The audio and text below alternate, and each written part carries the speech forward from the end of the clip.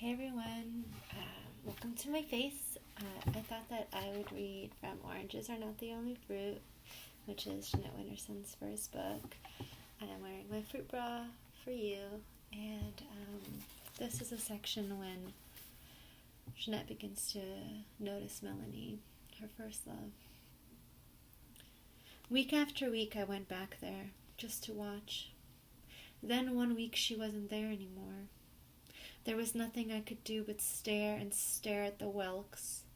Whelks are strange and comforting. They have no notion of community life and they breed very quietly. But they have a strong sense of personal dignity. Even lying face down in a tray of vinegar, there is something noble about a whelk, which cannot be said for everyone. Why do I feel like this, I wondered. Then, just as I was about to turn away and buy myself a baked potato for comfort, I saw Melanie walking round the stall. I went straight up to her. She looked a bit surprised. "Hello. I thought you left." "I have left. I've got a job in the library now, just Saturday mornings." What could I say next? How could I make her stay? "Would you like a baked potato?" I offered wildly. She smiled and said she would, and we went to eat it on the bench outside Woolworth's. I was very nervous, and the pigeons got most of mine.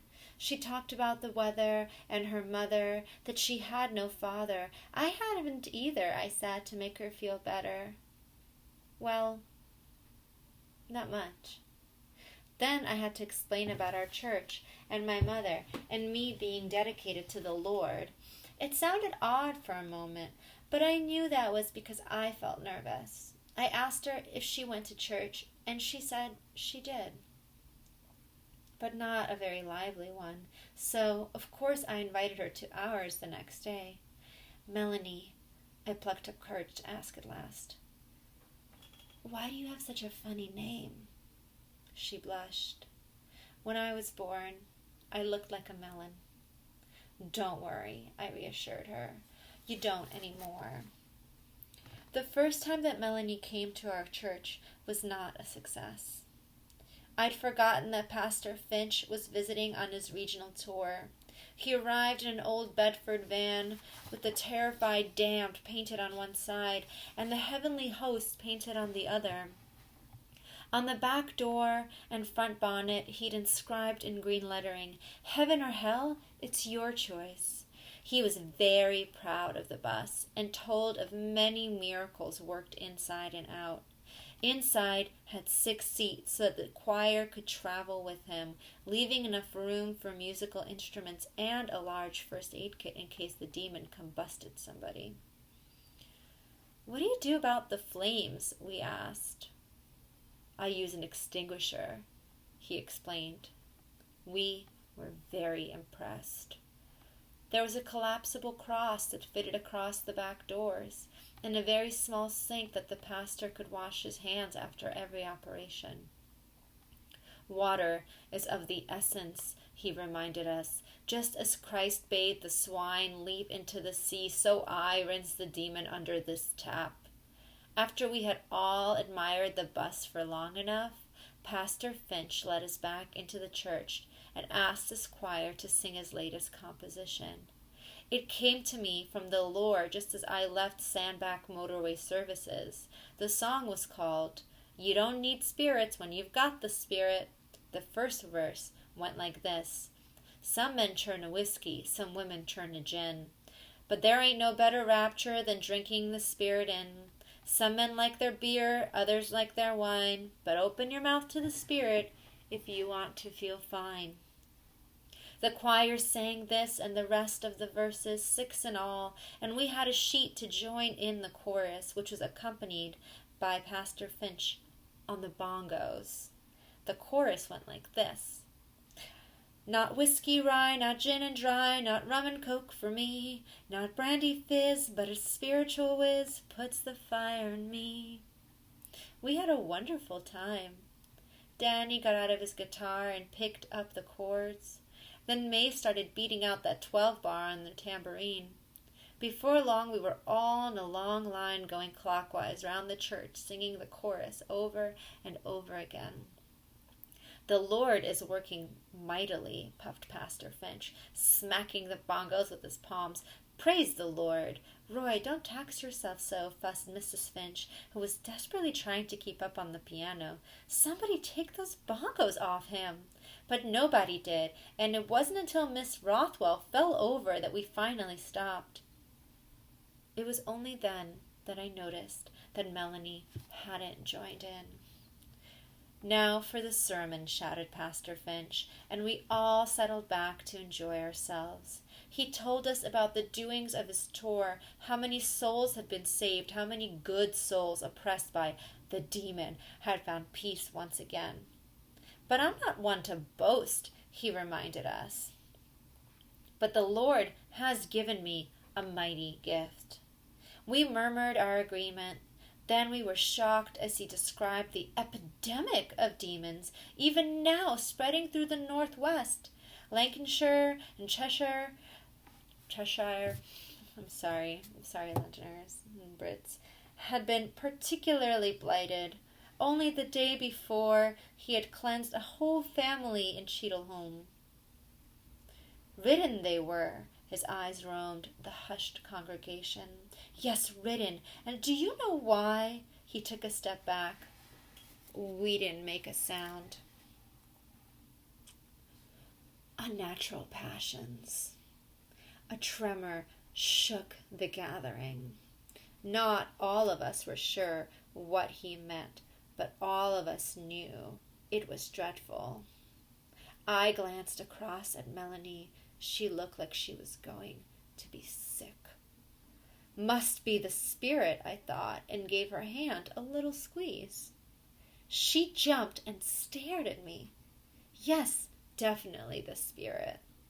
At the end of his very fine sermon, Pastor Finch made an appeal. He urged any sinner to raise their hand and ask forgiveness there and then. We bowed our heads in prayer, squinting up now and again to see if it was working, and suddenly I felt a hand on mine. It was Melanie. "I'm going to do it," she hissed, and pushed her other arm in the air. "Yes, I see your hand," acknowledged Pastor Finch. A ripple of joy ran through the church. There was no one else, so Melanie had plenty of attention at the end of the service. Not that she wanted it. "I feel terrible," she confided. "Don't worry," breezed Alice, who was passing by. "It's homeopathic." Poor Melanie. She didn't understand any of them. She just knew she needed Jesus. Then she asked me to be her counselor, and I agreed to go around to her house every Monday while her mom was at the club where she worked. We left together, me on a cloud, and her with a handbag full of tracts on the gifts of the Spirit and advice for new converts. As we reached the town hall, Pastor Finch shot past us, his gospel radio full on, windows wide open, on the top of the van a flag flying triumphant. "That's his salvation flag," I told Melanie. "Whenever someone gets saved, he hoists it up." "Let's get on the bus," she replied, a bit desperate. So each Monday after that, I went round to Melanie's, and we read the Bible together, and usually spent half an hour in prayer. I was delighted. She was my friend, and I wasn't used to that apart from Elsie. Somehow this was different. I talked about her all the time at home, and my mother never responded. Then one day she bundled me into the kitchen and said we had to talk seriously. "There's a boy at church I think you're keen on." "What?" I said, completely mystified. She meant Graham, a newish convert who'd moved over to our town from Stockport. I was teaching him to play the guitar and trying to make him understand the importance of regular Bible study. "It's time," she went on, very solemn, "that I told you about Pierre and how I nearly came to a bad end." And then she poured us both a cup of tea, opened a packet of Royal Scot. I was enthralled. It's not something I'm proud of, and I'll only say it once. My mother had been headstrong.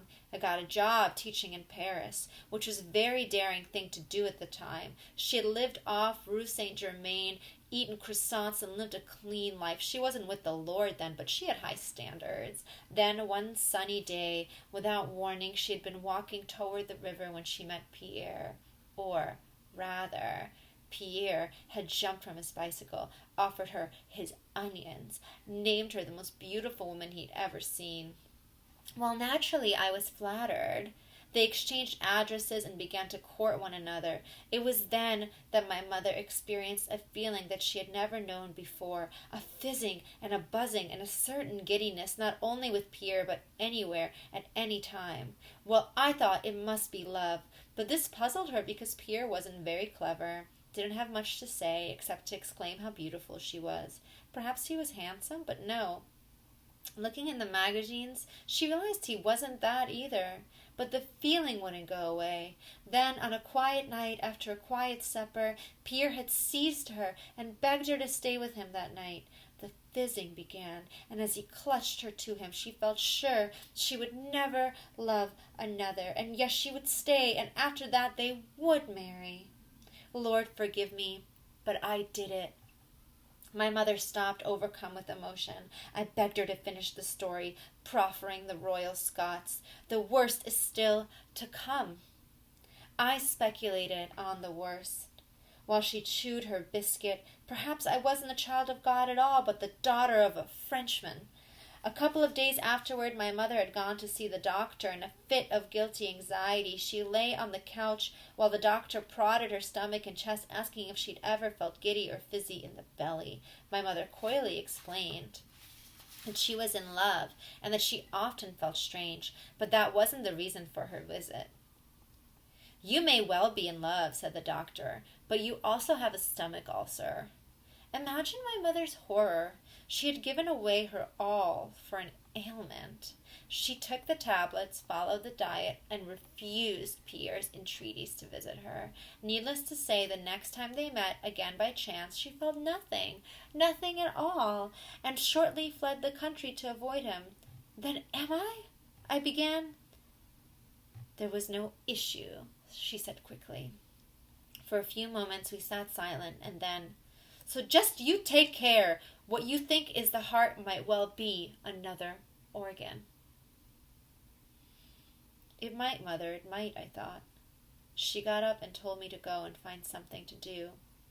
I decided to go and see Melanie, but just as I reached the door, she called me back with a word of warning. "Don't let anyone touch you down there." And she pointed to somewhere at the level of her apron pocket. "No, Mother," I said meekly, and fled. When I reached Melanie's, it was getting dark. I had to cut through the churchyard to get there, and sometimes I'd steal her a bunch of flowers from the new graves. She was always pleased, but then I never told her where they came from. She asked me if I didn't want to stay overnight because her mom was away, and she didn't like being in the house on her own. I said I'd ring a neighbor, and after much trouble finally got an agreement from my mother, who had to be fetched from her lettuces. We read the Bible, as usual, and then told each other how glad we were that the Lord had brought us together.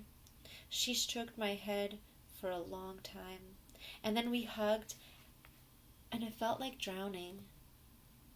Then I was frightened, but I couldn't stop.